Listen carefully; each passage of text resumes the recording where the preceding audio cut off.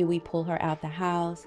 Do we rent the house out? Do we sell the house? Do we bring and how is mom going to feel like when we have this talk with her? How is she going to feel about coming to stay with? Because she's going to have to do that at this point, because it's such a financial burden. When you are in that situation, please look for signs that you know that your parent can no longer take care of themselves. If they are falling, if you are seeing that they have bruises and things on them that they cannot explain, if they're forgetting things, if they're leaving stuff on, such as the stove and things like that, we have to pay attention to those things, because those are warning signs that they're in a place where they cannot take care of themselves or may need some assistance. But it's giving them some options where you can, so that they feel that they are a part of the decision making, because that's the part that I think you would miss the most, feeling that everyone is making decisions for you and you can't have a say. And one of the things that she told me at the very beginning was, everybody is not meant to be a caregiver. We do not all have the skills to be a caregiver. Yeah. And if you don't, you might be a bad caregiver. And you need to put them in the care of professionals who can, and not to feel guilty about if you have to do that, because you'll do more damage to them trying to take care of them yourself when you can have professionals who can do that. You have to put on your mask first before you can help someone else. So you got, even in this whole caregiving thing, you've got to be able to take care of yourself before you can even think about trying to take care of someone else.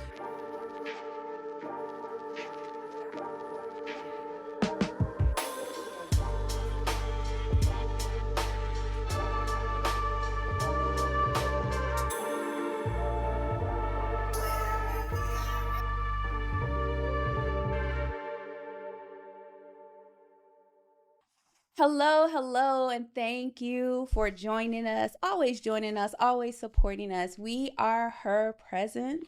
I am Andrea Wormley, and I'm here with my co-host, Kelly Moore and Melissa Benson. And today we are honored actually with two guests. We have Miss Karen over here, and then we also have Mary. Hopefully you can hear us, right, Mary? Yes, I can. Yes. Okay. So today we are gonna, all of us, the ones that you see here, we are at an age, I'm not gonna say what age that is, but we are at an age where it is probably common to be taking care of our parents. And so today we want to talk about caregiving and taking care of our aging parents. That's what the topic is on today. And if that's you today, or you know someone that is in that position, please share this episode. We are on YouTube, we are on Spotify, we are on Apple, we're on all the major platforms. Please share, please subscribe, please like, do all those special things. We need your support in this so that we can shed light on the things that matter to us. Okay, so I am actually going to hand the baton over to my co-host, Melissa Benson. She has some statistics in this area, and I'm gonna let her take over at this point.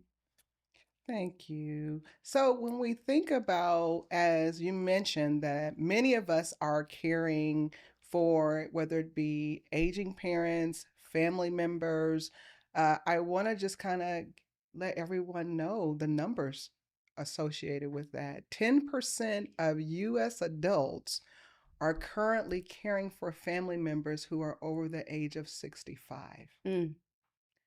31% of U.S. adults are caring for family members over the age of 75. And that number is expected to increase because, as we know, it's a blessing. Our parents, our loved ones are living much longer, and that is a blessing.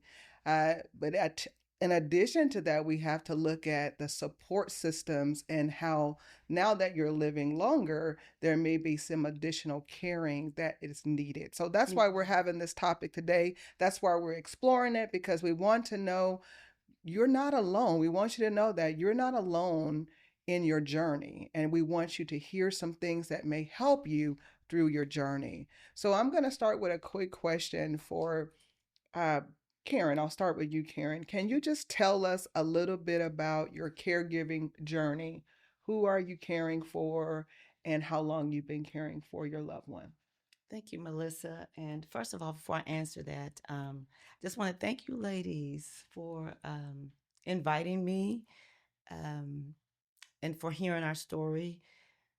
This topic is so widespread, and I just really appreciate you asking me to come out and be a part of it. Well, thank you for your presence. Absolutely. We appreciate it. Yes. I'm caring for my mom, who is now 90. And she turned 90 last month. Wow. And she has dementia. And so that in itself is challenging, but a blessing, to be able to care for my mom at 90. I kind of look at it like I've always cared for my mom, even in her good days. Just always been there for my mom. So to me, this is kind of like an extension of continuing to care for her. It's funny because when I was young, my cousins reminded me as I got older that I said when I was younger that I'm gonna always take care of my mom. Didn't literally know that it would be in this sense, but yeah. So it's just a blessing to be able to care for my 90-year-old mom who's has onset dementia. Wow, 90 years old. Wow. Longevity. Yes. Longevity. Yes. Yeah. Yeah. Mary, we're going to ask you the same question. If you would share with us your caregiving journey. Yeah, so good morning. Thank you Good guys morning. for asking me. Part of this, I guess, does help the whole situation, being able to talk to other people who are Yeah. in that situation. For my mom, she's 80, and her medical issues started when she was 50, right? Heavy smoker, heart problems run deep in my family. So we've been dealing with heart attacks and stuff since she turned 50, which meant I was in, I want to say my 20s. So it's been a journey. And now with her, my older brother and I have always been the two that have been hey, you got to take care of this type of thing. And she has a lot of medical issues. So she recently had one leg amputated, and we're hoping that the other one doesn't get that way. But so I want to say being in a military family, I was away from home, but I've had to take care of my mom long distance for years, from being overseas, from being in other states. Every time something happened, you got that one sibling that immediately they're going to call me. So that's going on. Like I said, she's 80 now, so 30 years. Wow. We've been on and off dealing with this. So Wow. Wow. 30 years. Thank you for sharing, Mary. Wow. She she said for 30 years, and as you were talking and as we were coming up to this week on this topic, I was just thinking about just me and my parents and what that would look like. I was talking to a girlfriend of mine who is she's not caring physically for her mom, but it's getting to that place. But right now where they are is financially caring for her.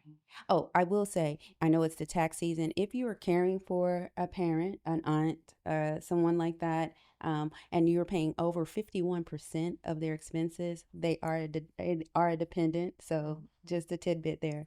But we were we were talking about that, and she was saying how they're gonna have to make some decisions because her and her two other siblings are basically paying for everything.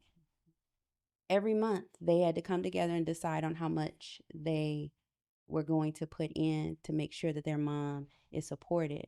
But now they have to make a decision. They're at a crossroad. Do we pull her out the house?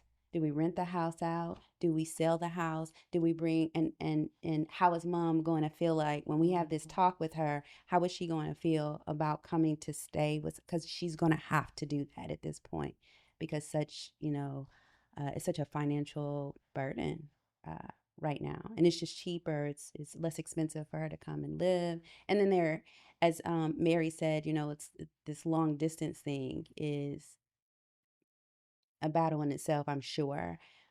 But this long distance thing for them is just it has been a struggle, and so they're gonna have to bring her closer. So wow. So That's Kelly, I know you scary. had a That's scary. I had a couple question. questions, but now piggyback off of what you're saying is, excuse me, um, what are the essential legal, financial, and medical documentations that families need to start preparing now for their loved ones so that when you're now in that situation, you're not scrambling to find that information? Kind of staying ahead of the ball game. For me, it was scrambling. Yeah. It was scrambling. And some of it was because even when my mom was in her best of health, very independent, Yeah. didn't Yeah. even want to address anything like that.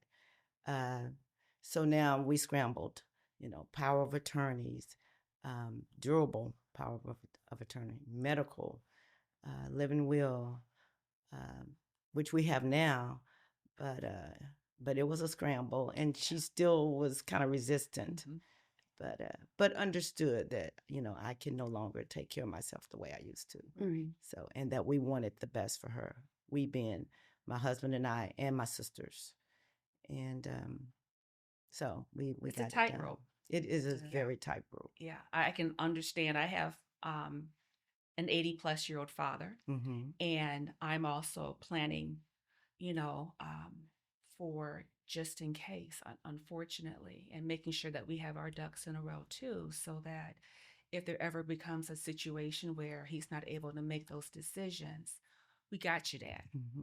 We've got the information. We know what your wishes are, the power of attorney, and we can make sure that we take very good care of you based on what your wishes are. So, yeah, it's tough. It's tough. He's still independent. He's still able to do, but I also don't want to be caught off guard if he really needs us. Mary, what's your thoughts on that? So definitely the powers of attorneys. There's different ones that you need to have. The medical documentation. So with my mom being in another state, and when things started happening, we were doing COVID, um, and a lot of her medical documentation I needed to get, because once we got her to Texas, they were trying to start all over from scratch, and she had a lot of stents. She had a lot of other issues that they were able to do some different things, but the medical documentation, we were trying to get it when we went to get her and move her here from another state. It was in the middle of a hurricane evacuation. So the doctor didn't want, and different states has different type of standards for healthcare. So it was a lower standard where it was picking up. So when we got her here, they were like, well, what is this and what is that? And there was a bunch of medication mix-ups. So I feel like in hindsight, I knew it was coming. So I wish that I had gotten the power of attorneys and the medical documents earlier. So then I was just had to add on to that instead of trying to find all this stuff out at the last minute. Because she'd had a stroke. And then I'm like trying to figure all this out. So medical documentation is very important along with all that legal stuff in advance. How do you find that out? If something happens, where would I go? How would I find that out? You need to know who her doctors are, who their doctors are.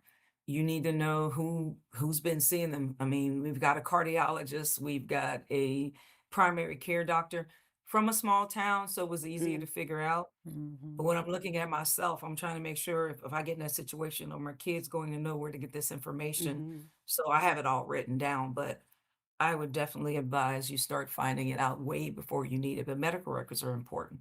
My mom had allergies to a certain type of medication, that I didn't know about because I hadn't lived down there in 30 years. So found that out. Wow. And for me, that part was a little bit easier because I've always been in contact with my mom. I've always been there for my mom. So I knew who her doctors were. I've gone to her doctor's appointments, even just routine appointments back in the day. But so I knew who her doctors were. So that was pretty easy. But knowing who they are, they still don't want to talk to you if you're not. If you don't, yeah, if you're not on the paperwork. So gotta be on paperwork. Yeah. On the paperwork. Yeah. Yeah. I want to back up just a little bit and go back to when you had that initial conversation with your loved one and you were going to have to uh, take care of them. How did you approach that? What did you say? How did you? Because I know my mother is independent. And how did you approach that conversation to say you are at the point where you may need to come live with us? We need to take care of you. How did you get there? we didn't really have that conversation. Like my mom here. Just in it. We didn't, because my mom has always come out here to visit. Mhm. So this last time when we brought her out, which was in October, I already knew she wasn't going back. Mhm. And so as things, as she kind of started to decline, and she still can do things on her own, don't get me wrong, but as it got to the point where it's like, she really doesn't need to be overnight in the house by herself. And I would just tell her, Mom, you're here now. We're going to take care of you here. And she, I guess she was fine with it at the moment. And even now, because like she still has her apartment and stuff back in Tennessee, which we were supposed to go clear it out this weekend, but that's a whole nother story. And that's those funds that you were talking about that accumulate because there's an empty apartment. But anyway. Oh. Yeah. It's a whole nother conversation. Whole nother conversation. But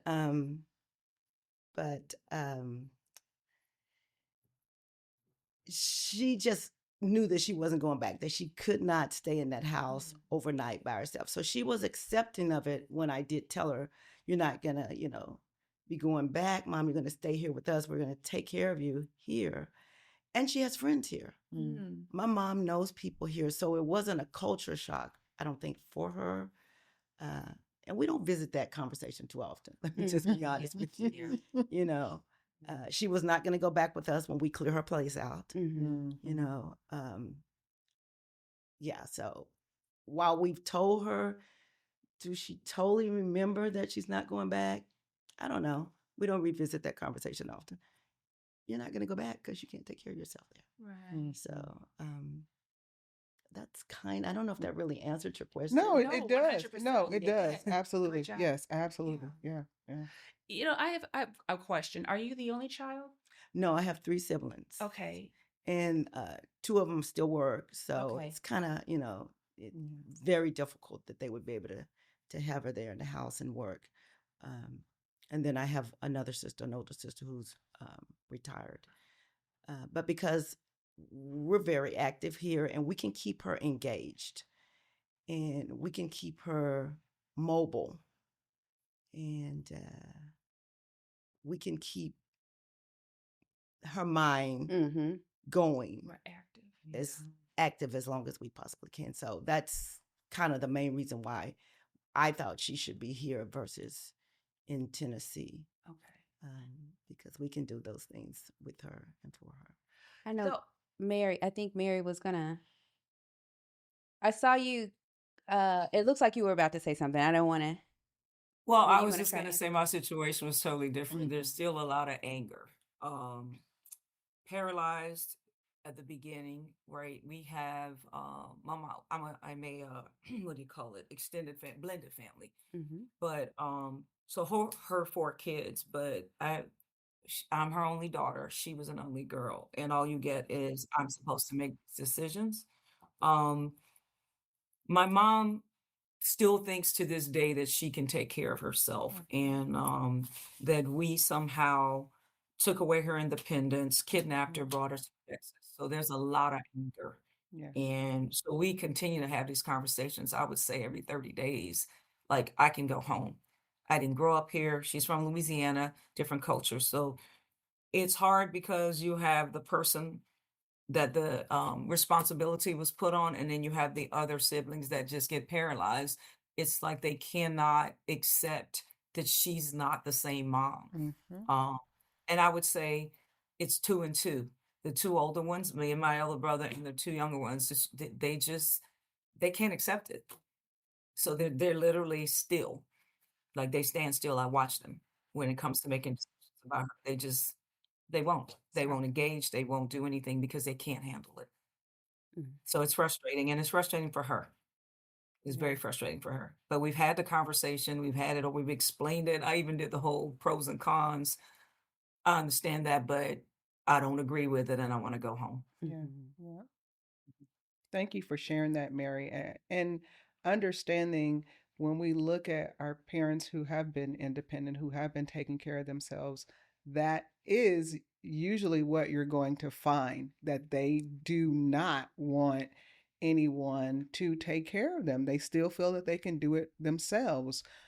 I do want to say this: when you are in that situation, please look for signs that you know that your parent can no longer take care of themselves. If they are falling, if you are seeing that they have bruises and things and on them that they cannot explain, if they're forgetting things, if they're leaving stuff on, such as the stove and things like that, we have to pay attention to those things because those are warning signs that they're in a place where they cannot take care of themselves or may need some assistance. So thank you so much, Mary, for sharing that. That was um so the parent that I think about when I was talking about earlier, like how is that going to go, is my dad. And as you guys were talking, and I think Mary kind of hit it, how would I have that conversation with my dad, because he's a man's man, like, Dad, you can't do this anymore, Dad, how is that?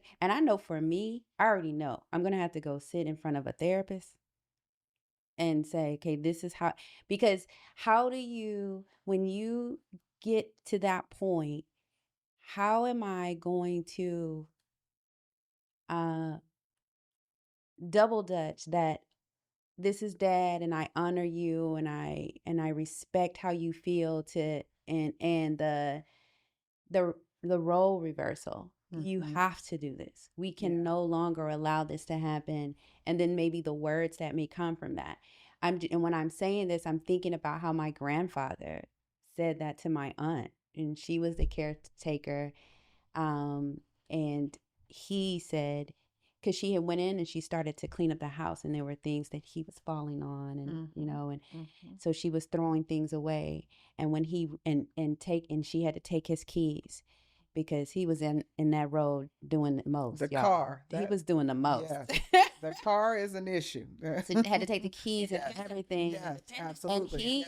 my grandfather was the man. It was a small town. Everybody knew him. My grandmother did not have to work. During the summer, y'all remember that one episode we had when I was telling y'all about all the cousins? We was all at his house. He took care of us. And now you're taking, and he said, you're taking stuff from me.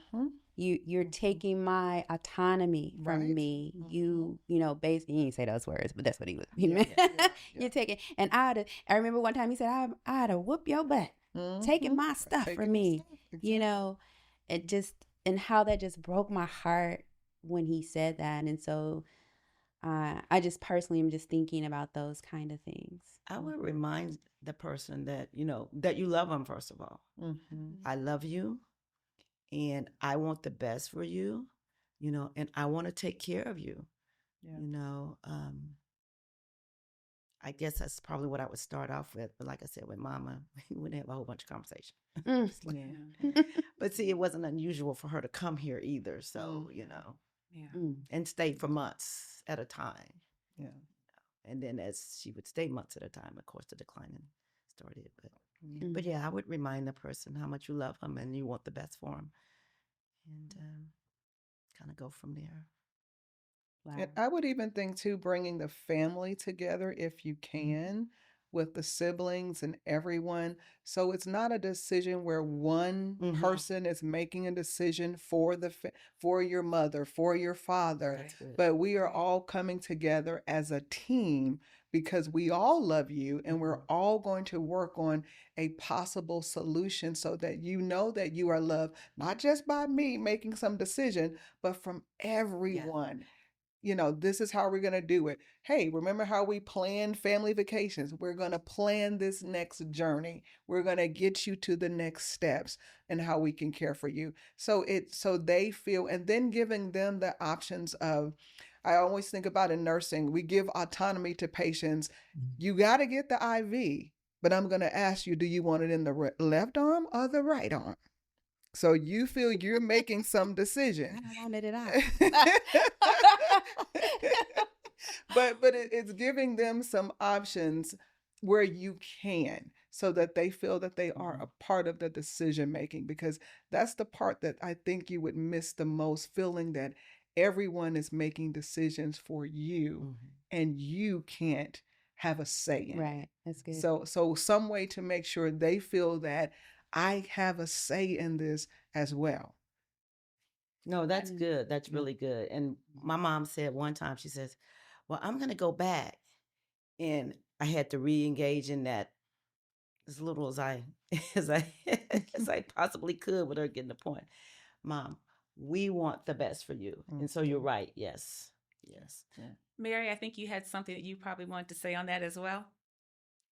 I mean, I can tell you what I would do in hindsight, but honestly, for us, we tried to facilitate that sibling conversation to get us all on the same page. And hey, this is the best for you. Now, I absolutely 100% believe that bringing my mom here has extended her life.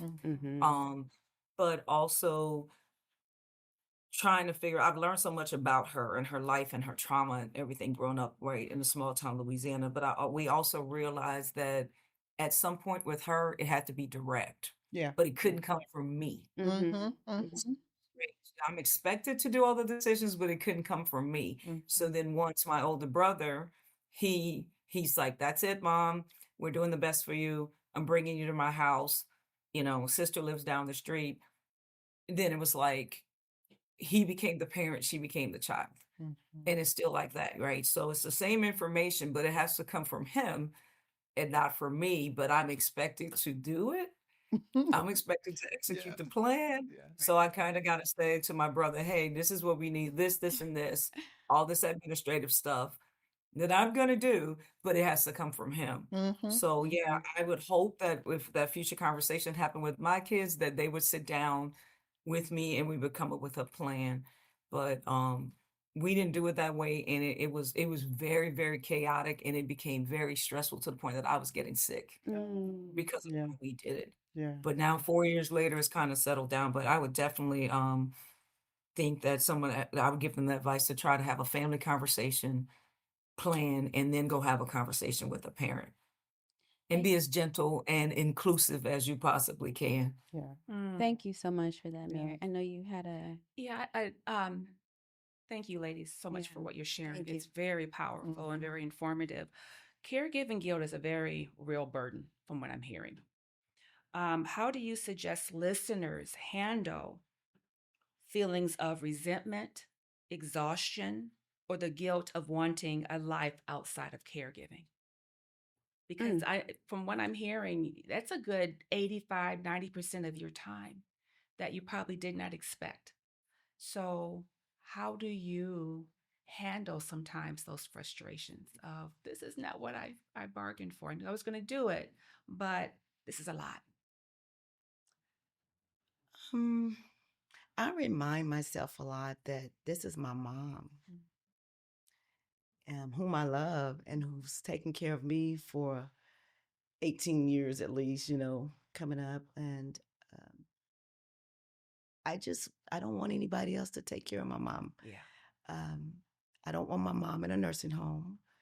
I don't know. I just remind myself and lean on the Lord that, this is my mom and I can do this with God's strength. Challenging, understatement. It is. It's challenging. It's challenging just to see her not be able to take care of herself like she once did. But yeah, I just remind myself this is my mom. And then I have a support team. Good. I call it a support team now that I'm with you ladies, because I don't know if I really looked at it like that before. But when my mom goes out, like she was hanging out yesterday with another 90-year-old. Okay, they hanging. The 90-year-olds hanging. Like I told you, she has friends here. She's been coming here for 20 plus years visiting. So she has friends her age and, my age.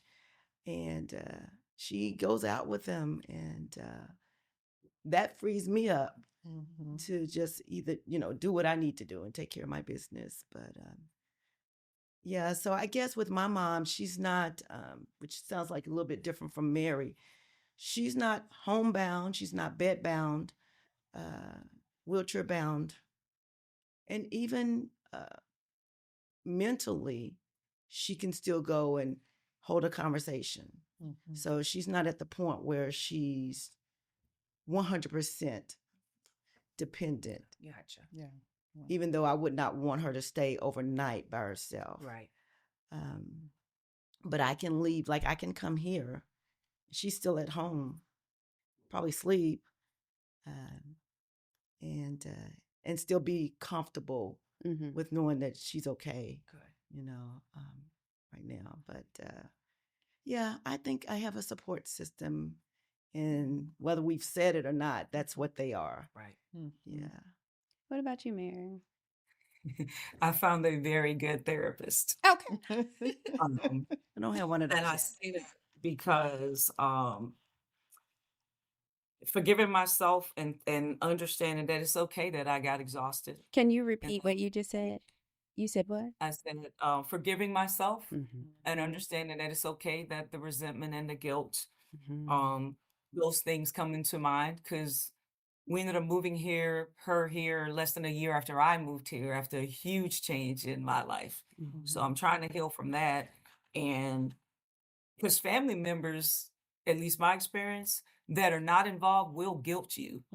Hey, this is what you're supposed to be doing. That's what you're supposed to be. Meanwhile, they're not doing anything, but they can tell you what to do. Got a lot to say. And how dare you be off on Facebook with your friends, your new friends in San Antonio, your girls, you're traveling when your mom, needs this. So the guilt was a lot and the exhaustion was a lot. But my therapist has allowed me to express that to her, so then I don't express it to my mom. And one of the things that she told me at the very beginning was, everybody is not meant to be a caregiver. We do not all have the skills to be a caregiver. Yeah. Wow. And if you don't, you might be a bad caregiver, right? Just thinking, hey, I can do this.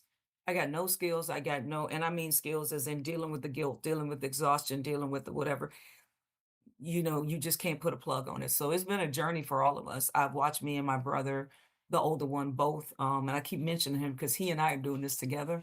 I've watched us both grow in this, and how we take care of her, and how we deal with the other siblings, and how we deal with our own kids. So I would continue to seek therapy from a professional if you can, because I'm not equipped, because I have two other friends going through this, and I tell them all the time, we can't share a therapist.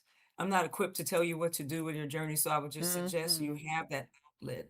And one of them is doing it, and she's like, thank you. Because I'm not a professional. And you got to get it out. And then you can reset.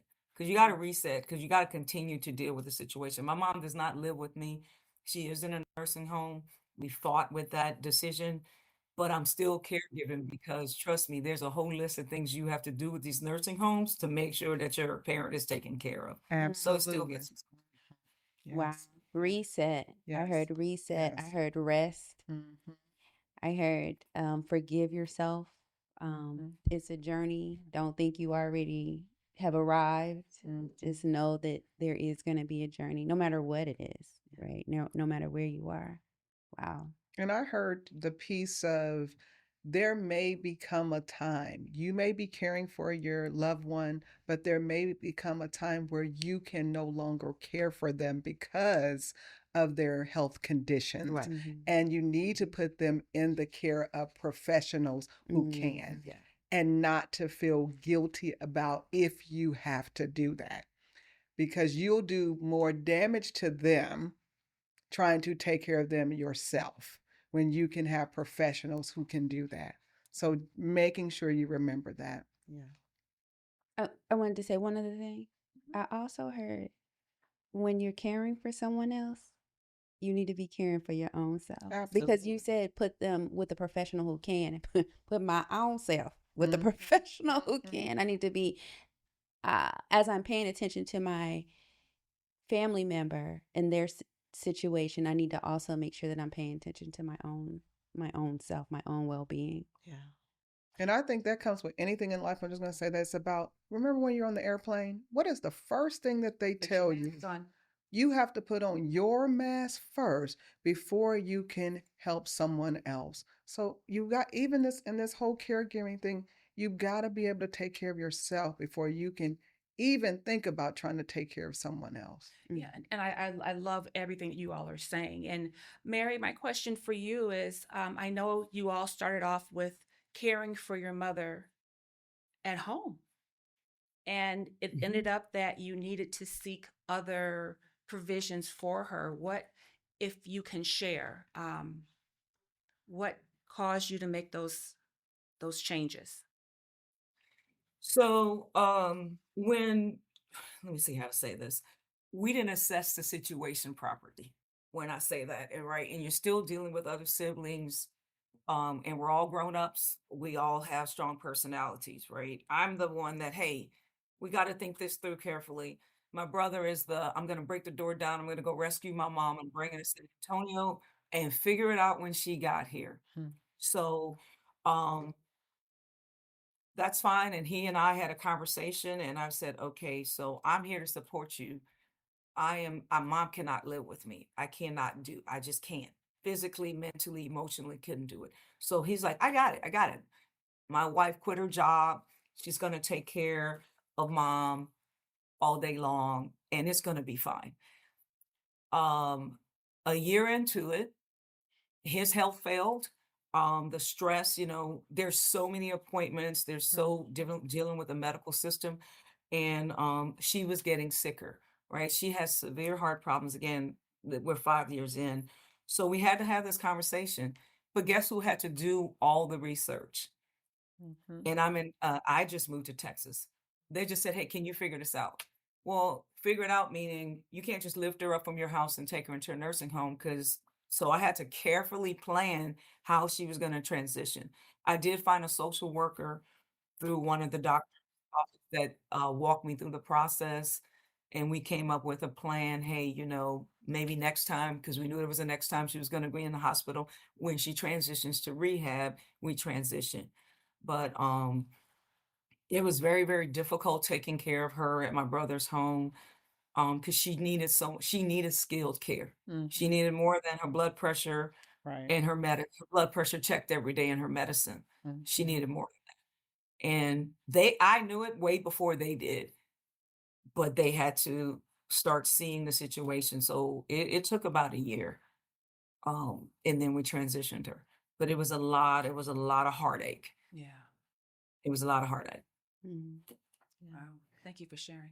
Yeah, that's something that I've had to think about, Mary, if my mom gets to that point where we can no longer take care of her. So that's something that I've been dealing with and kind of preparing myself if it gets to that point that, if she's a danger to herself or something like that, or starts wandering, which none of that she does right now. I mean, we are so grateful that, we are in the place that we are, and it hasn't gotten to those type of situations. But if it does, then that's what I've been preparing myself for, because I'm so dead set against putting my mom in a nursing home.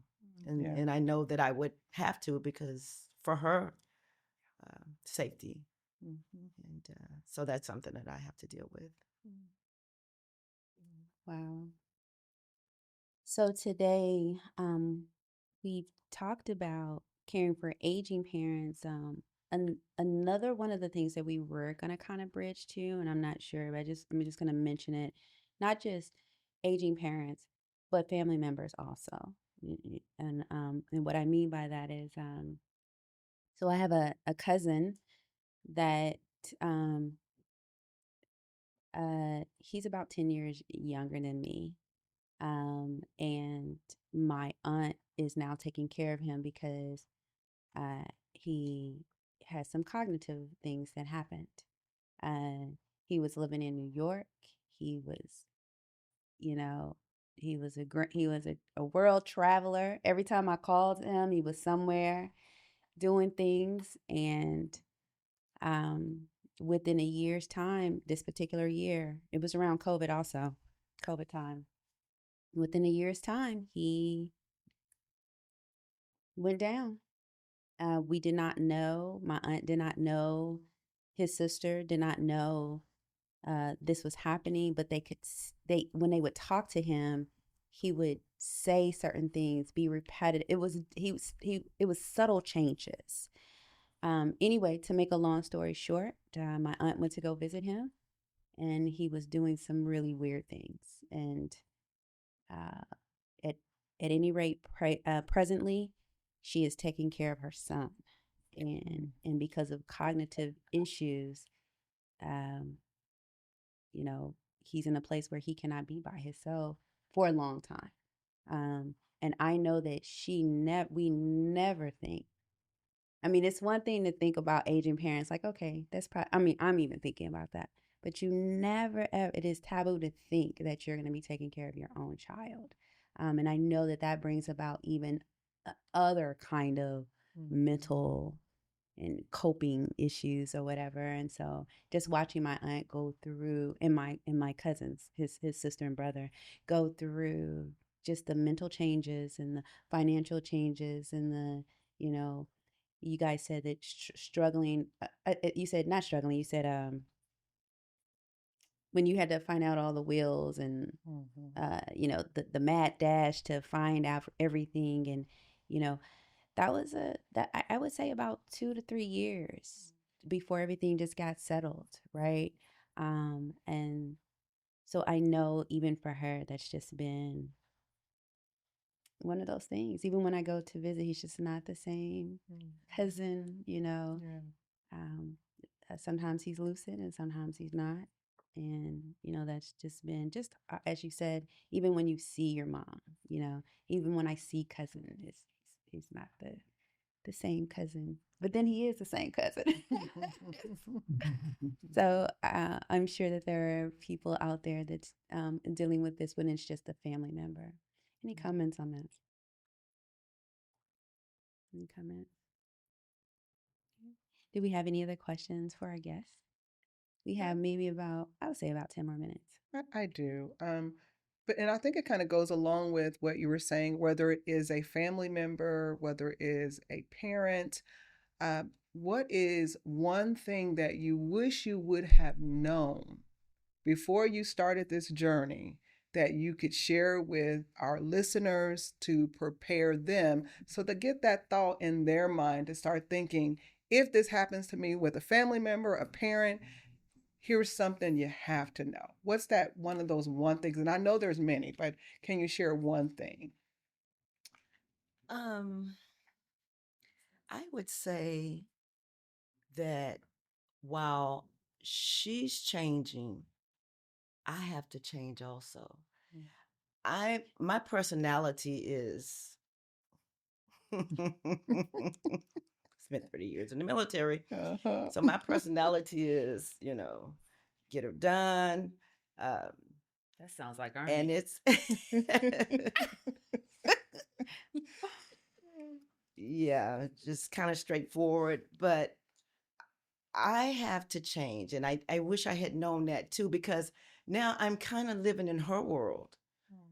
And while she's not the same, it's still her world. And I've got to adjust to her.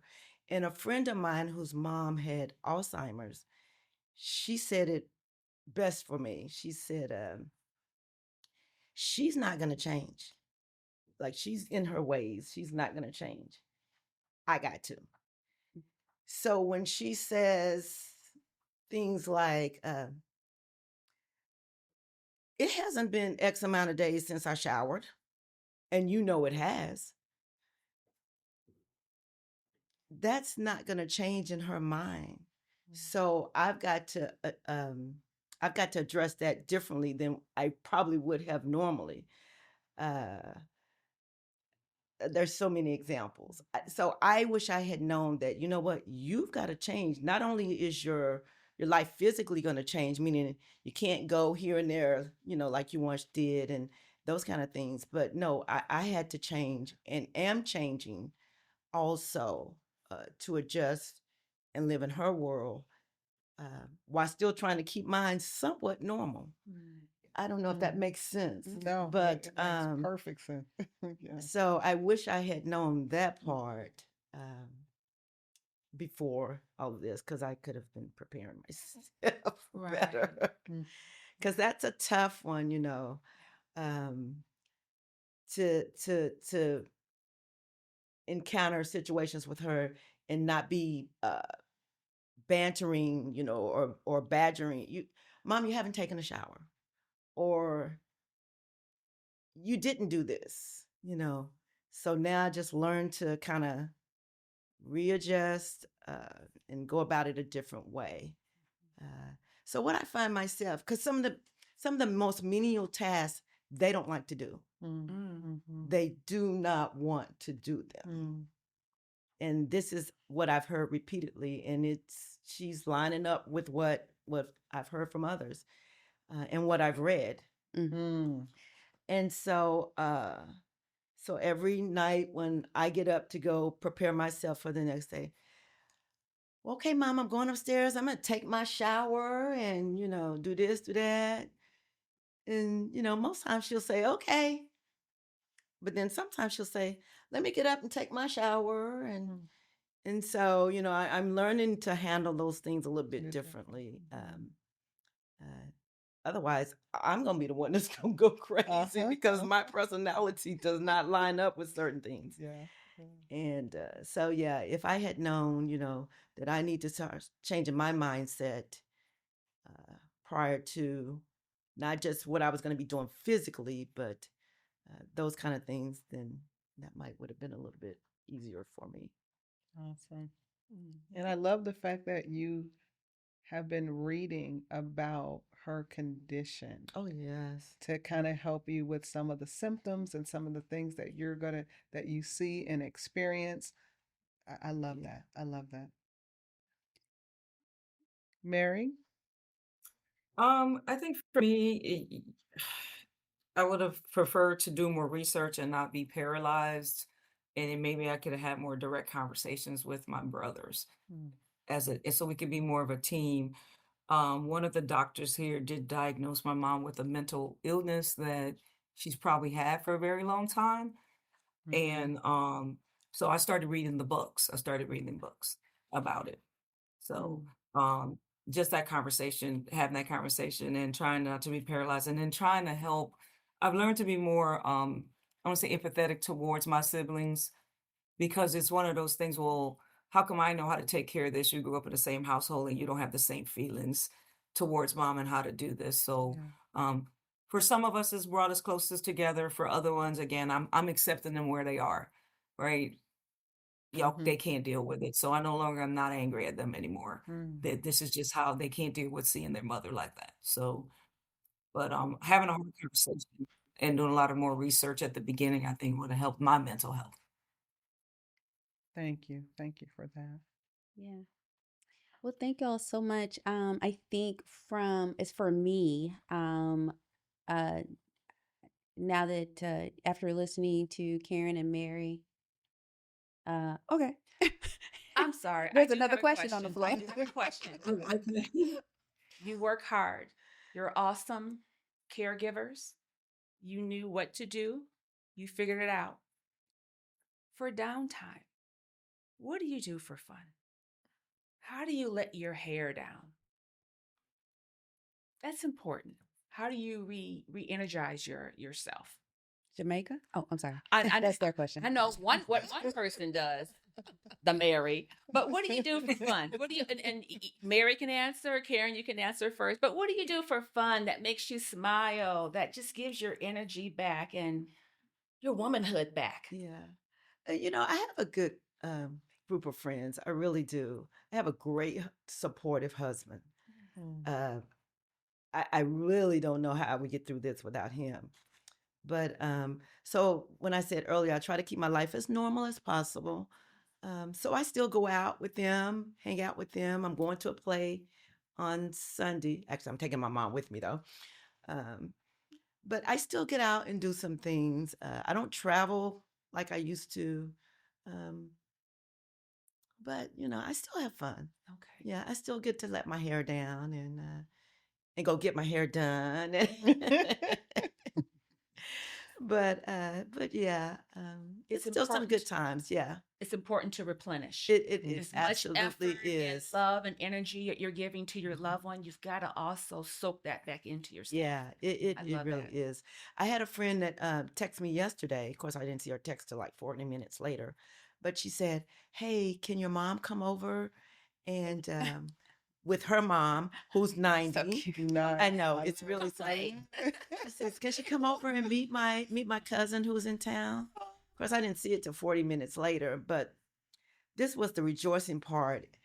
I didn't realize that my mom had already texted or called her mom to say, "Hey, what are you doing?" And when her mom heard that, she says, "I'm on my way," because she still drives. Oh, Oh, wow. The other 90-year-old still drives. Oh, she's just you know her. I do. Yes, you know her. Okay. So she still drives, and so I know you're. I probably don't realize she's 90 though. That's the right. thing. You probably don't. don't. You probably don't. Nope. I love it. So she came and picked her up, and I'm comfortable with that. And so when my friend was saying, "Can you encourage her to come?" I didn't even have to say a word. They had already made the plans. By the time I went downstairs to approach her with it, my husband was like, "Babe, mom's leaving." I was like, "Okay." But so I get those type of um, that type of support Yeah. where I can go and do, and I don't have to rush to the store, and Right. so I still get to let my hair down, so it's not all I don't know what the word is because I don't really want to say work, but it's not all just caretaking. Yeah. Right. Mhm, Right. mhm. Yeah. I still get There's to have fun. there's freedom in the Good. There's caretaking. freedom in the Yeah, caretaking. it really is. Yeah, It really it is. really You have to is. kind of change your language. Yeah. Like you just said, I really don't want to say this because that's not really how you feel. Right. That's not how I What feel. about you, Mary? What you do? What don't you do? Travel. But what also for me too, I have to schedule some downtime and force myself to um Mm-hmm. disconnect. Mm-hmm. So I was lucky, like I said, I moved here and I have a great group of friends, and being in the military, I have friends everywhere. But sometimes to keep my own identity, I just gotta like shut down from everybody else, get some sleep, I like it. reset. Because if I'm trying to run to the nursing home because she demanded this and that and the other because I feel guilty, then I'm worn out. So what I've learned to is this an emergency and maybe I just call and I have something delivered. But I've really learned that we need rest. I need rest. We do. So it's been taking some time to myself, and that may mean just not talking to anybody and binge watching something on Netflix, once a month or whatever. That seems to have been helping me out the last few months because I was exhausted mentally at the end of 2025. It was really bad, Mm. and I feel much better now. And I like that, Mary. And this has made me start doing that more because I Yeah. didn't take that time for myself, but I do. When those moments come, I'll take that time for myself as well. Yeah, so this has been a help for me as well because Me too. Melissa knows me, I just run, Yes, but yes. this has helped me to just kind of stop as well and take that time for myself if I want to.